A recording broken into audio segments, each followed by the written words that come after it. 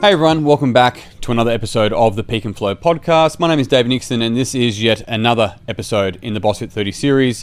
And I'm going to be talking about developing a greater perspective and introducing a couple of models that are both profound and important when taking on this perspective, but also that kind of sit as a meta model in a lot of the trainings and the work that I do and my team does.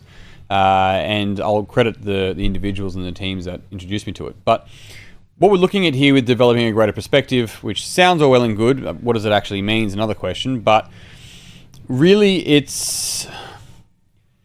we have horizontal models and vertical models of development. A vertical model of development can sometimes be kind of kicked to the curb because it seems that one level is better than another, with a horizontal model, which is kind of like, here are the different personality types, neither better nor worse, just different, is a horizontal model. It's all kind of equal, whereas vertical models could be like Maslow's hierarchy. They're both important because even when we're saying horizontal models are better because they don't make certain stages better than other stages, it's actually saying that horizontal is better than vertical, which is a vertical. Pretty funny. So where does this actually become important though? Developing a greater perspective, and what models play a role in doing so? Well, especially within a coaching space, which is one-on-one developmental coaching to how people structure their thinking. When I'm working in groups and doing group coaching, Q&A, so commonly people are running into the same problems and they end up sort of making the same mistake, even from a slightly different angle, but it's almost like the person is attempting to fix the problem, but what they're really doing is addressing the symptom, not the problem. And so they end up getting tired of fixing the symptom. Now, an example of this is, let's say someone goes, I feel anxious, I get anxious a lot, so I exercise and that relieves my anxiety.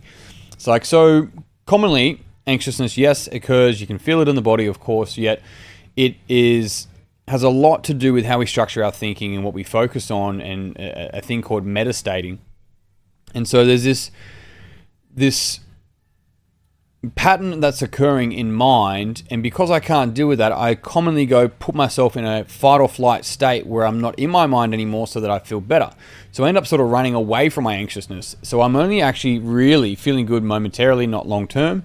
I'm dealing with the symptom, the feelings of anxiousness, not actually dealing with the problem behind the problem, which is why I value a particular style of thinking that's creating a particular type of reality for me that I have to attempt to sort of run away from. And so that's an example where people are actually dealing with the symptom rather than the problem behind the problem. The work that I do is that I want to help give people frameworks so that they can really start to build an awareness and understanding of what is the problem behind the problem. Otherwise, people fall into this trap and it ends up becoming a fear of like, this is just how it is, and I just have to deal with it. It's a static, set in the ways, not plastic. It's, in stone. And it just isn't the case. Time and time again, it just isn't the case. Now, caveat this with, I'm not saying that this podcast will cure anyone's anxiety. Anxiety is not usually something to cure, and if it is, then you definitely need to be seeing a psychologist and psychiatrist. Nothing wrong with that, and saying in order to be able to have the right tools to be able to work with that. Yet the majority of individuals that deal with anxiousness, or they get anxious about their anxiousness, and I'm simply using anxiety as one particular example, whereas there's many other variations, but with our ability to develop a greater perspective, we can start to actually deal with where the problem actually lays rather than where we're experiencing the symptom. So, how do we go about this? Well, firstly, the first question is, what am I missing? Being able to, with any difficulty, frustration, challenge that I'm having, pause for a moment and go, what am I missing here? And asking that question, wanting to know the answer, not being invested with what comes up. It needs to be this. You need to be able to ask that question, invested in whatever comes up, and see what does come up for you. So what am I missing here? Because our reality, the way that we view the world, is true, but it's partial. It's incomplete. It is filtered through a myriad of different filters that we have developed and valued over our whole life, and that have been influenced by our environment, be influenced by the people around us, coaches, teachers, primary caregivers, influenced by our own meaning-making structures, and then also influenced by our actual physical state. So knowing that when we're looking at something, we're representing that experience to ourselves.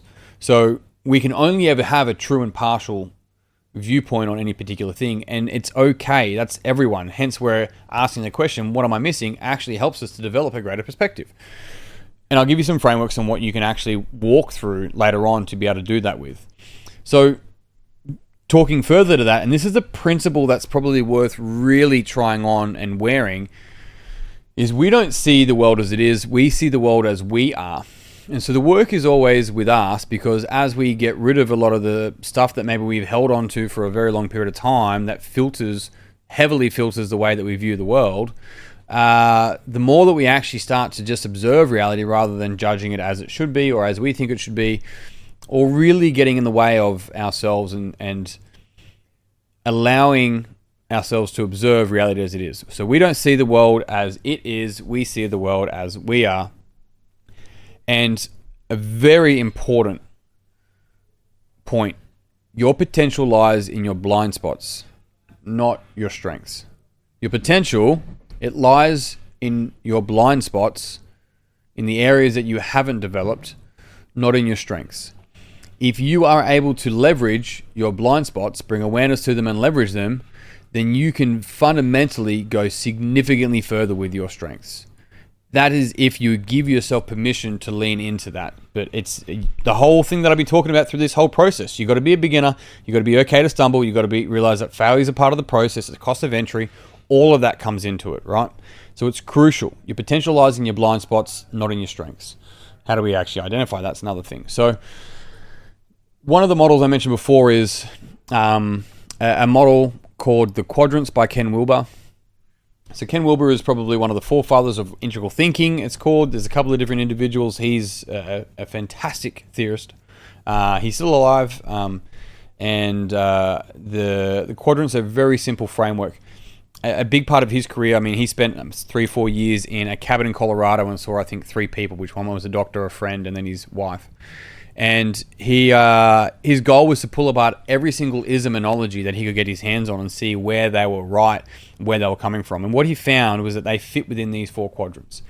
In fact, everything fits within these 4 quadrants. And when I heard that for the first time, I was like, nah, that's a pretty big stretch. The more that I learned the quadrants and beyond, I was like, oh, wow, this is a phenomenal, both nuanced and complex yet simple understanding of multiple perspectives, but also what's actually occurring within reality and within me. And so with the quadrants, we have what's called first, second, third, and fourth person perspective, hence quad. And there's an individual component, there's a collective component, so there's a self and other, and then there's a subjective and objective. And in this, and they map out across first, second, third, and fourth. In this framework, we have first person, my thoughts, my feelings, right? My memories, how I think, how I structure meaning, all of that is my first person perspective. A second person perspective is shared meaning. It's culture, it's community, it's all of the things that are true, but at the same time are not objective. So if I go, hey, I feel really supported by this person, and that person's like, yep, I really support Dave, and someone said to me, great, can you put that support in a wheelbarrow? I'm like, no, but I can put my friend Jimmy, who supports me, in the wheelbarrow. They go, that's not support, that's Jimmy. But there is a intersubjective truth that he supports me and I feel supported. So that is a shared meaning, it's a shared value. And when we look at the word community, it's actually common unity. It means that there's a common unity between individuals, which is fundamentally on behalf of common unification, it's communication. And so the power there is that that's a first and second person perspective. We then have third person perspective, which is actually objective. So it's our physical body, it is our behavior, it is the objective world. And then fourth person perspective, which is systems, environment, so the greater environment, the systems, the world around us, planning, procedures, all of that. And so we start to go first person, mental health, second person, social health, third person, physical health, and then fourth person is environmental health. And we take a sustainable approach. And so even if you look at the BSFT30 program, I say calm mind, strong body for good, and fundamentally in a community of like-minded people. It's across the 4 quadrants. And so the power of this is actually knowing that with the quadrants, we have what's called a native perspective. I'll get into it. I'll rush it a little bit, but you can go back and listen to it. There's always got more resources. Just reach out. I'll give it to you. There's native perspective. There's so out of the 4, you'll have native. You'll have another one called access. You'll have another one called longing, and you'll have another one called blocked, as a general rule. So what that actually means is that each person has a native perspective. They predominantly look from first person. They predominantly value first person, or they predominantly value third person, second person, fourth person. And that's kind of what they're really layering the world with. Now, they also have another one that they have access to. And so I might be speaking to somebody and we share a quadrant that we have access to. And we can agree on certain things, but our native quadrants are different. And so we're disagreeing on some other things. But what we're missing, I'm missing what that person's offering, and that person's probably missing what I'm offering because we might be blocked on that particular quadrant. So being able to develop a greater perspective allows us to actually see through all 4 quadrants. And a way that we can do that is actually to first walk through each quadrant. If you have a challenge, a problem, a frustration, a friction in your life, you can literally on the ground mark out 4 squares, and you stand in the first one and you go, right, standing in here, why is this a problem for me? What's my experience here? What's going on? What's my experience of the outside world? Who's involved in the problem? And you pull apart the problem. Why is it a problem for me? They're like, well, they're not respecting me. But why is that a problem for you? It's like, well, because it means they don't care about me. It's like, why is that a problem? It's like, well, it means I don't mean anything. And it's like, why is that a problem? It's like, well, of course it means I'm worthless. It's like, right. So when they don't respect you, you're worthless. Yes. Is that the problem? Actually, no, that's right. That's the problem. I'm associating this person not listening to me as me being worthless. Wow, look how fast we got really quickly. That's first person. Then step into second person. And in second person, you're going to stand there and you're going to look back at yourself. You're the other person and you're going to be like, what can I see from here? And I go, well, when I look at Dave, I realize that he talks too fast, as you may see in this podcast. And I don't really understand it. We don't really get along, and then he gets angry, and so I don't really like listening to him. Right, so what perspective have I gained here? It's like, well, Dave gets angry, and when he gets angry, people don't like listening to him because he's not rational. Okay, I didn't really think about it like that before. So I've just gained a greater perspective by being able to step in and do this exercise and look back at myself from a second person perspective. Then I move into third person perspective. I literally step into it and go, right, if I was to look at, Jimmy and Dave and look at the interaction here, what can I see from an objective third person standpoint?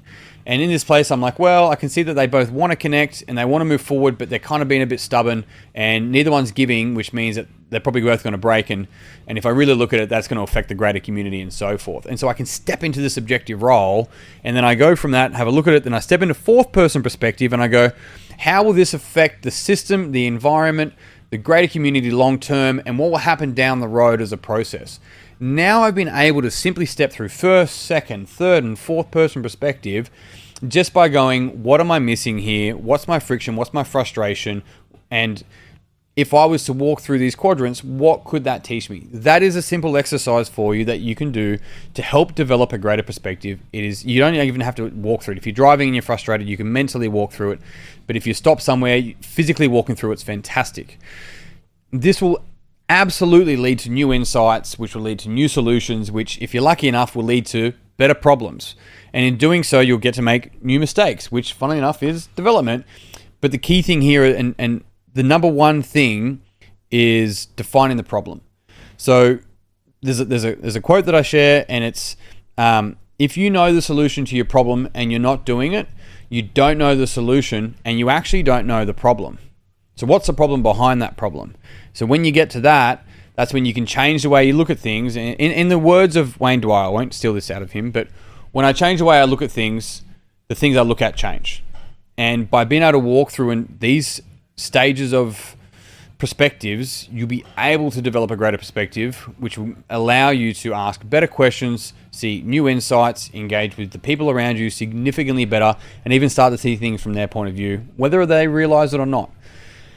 And on that note, team, I'm done. Thank you very much for tuning in. If you found this podcast useful, it would mean the world to me if you pass it on to someone else that you think would also find it useful. If you want to find out more about the BSFT30 program or any of the other programs that we run, you can find out more in the show notes. But that's me done. I'm out. Until next time, peace and pizza. I'll see you soon.